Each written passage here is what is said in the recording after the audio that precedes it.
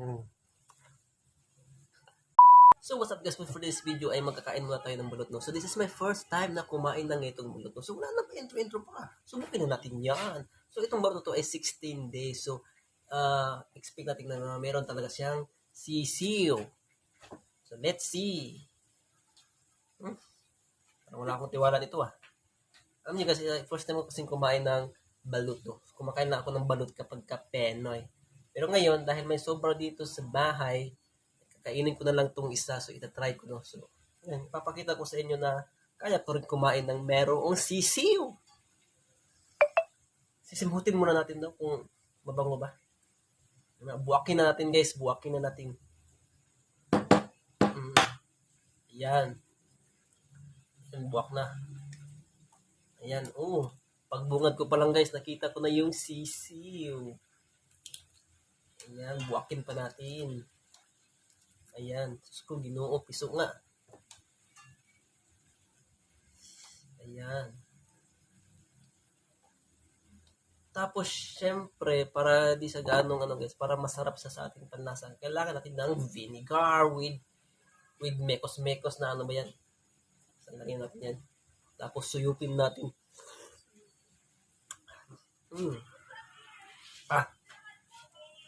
Ito guys, makikita nyo guys, meron siyang itlog. So ayan guys, kung makikita nyo siya guys, ayan, kung makikita nyo siya, meron na siyang itim dyan. So yan siguro yung sisiw, no? So, parang nagduwa-duwa ko guys kung itutuloy ko pa ba ito, hindi. Or, kaya ko ba itong damunin na lang, no? Para di ko makita yung kulay itim niya. Sige nga, lagyan pa natin ng suka guys. Susubukin pa natin kung hanggang kaya. Kung saan I swear guys, di niya kaya. Kung saan kaya ng ating hininga. So, di man malaman guys. Buwakin pa natin ng malaki. Yan. Ang grabe. Ito pala yun. Ayan guys, yan. Meron talaga siyang sisiw, no? So, pagka nakikita ko siya, parang hindi ko alam kung itutuloy ko ba to. Grabe. It's so messy here na guys. Dahil na usik-usik na yung mga suka.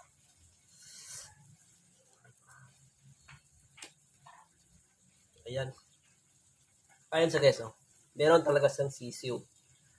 Ayan. Makikita nyo, meron talaga siyang sisiw.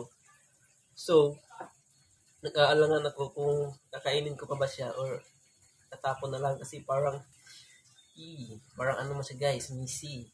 Hindi ko alam guys kung bakit nila nagustuhan ng ganitong mga klaseng mga pagkain, no? Pero siguro dahil nga subjective yung panlasa, kaya siguro gusto ng iba.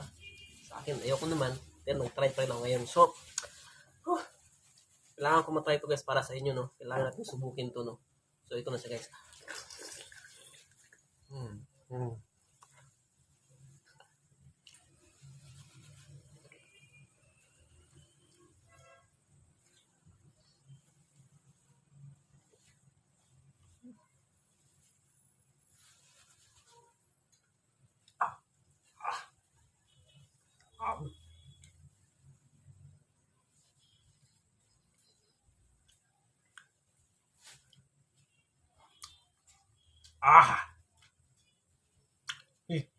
I feel that okay.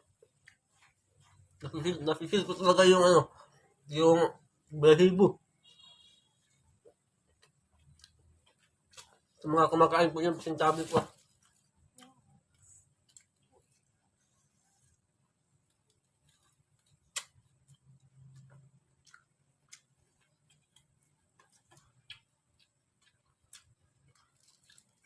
So, ayun na guys. Nakain ko naman siya, pero